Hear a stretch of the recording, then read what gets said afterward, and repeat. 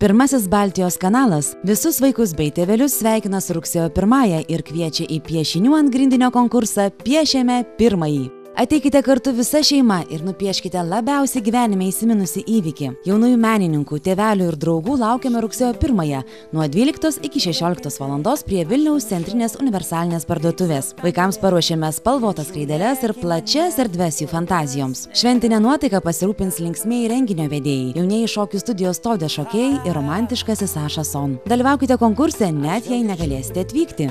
Pirmą kartą jūsų piešinių laukiame ir elektroniniu paštu. Už šauniausius piešinius iki rugsėjo 9-osios kviečiame balsuoti užsukus į tinklalapį dalinkisgerumu.lt. Daugiausiai balsų surinkusių piešinių autoriai bus apdovanoti Vilniaus centrinės universalinės parduotuvės dovanų kuponais už 500 litų bei gausybė kitų prizų. Pieškime pirmąjį kartu. Informaciniai partneriai.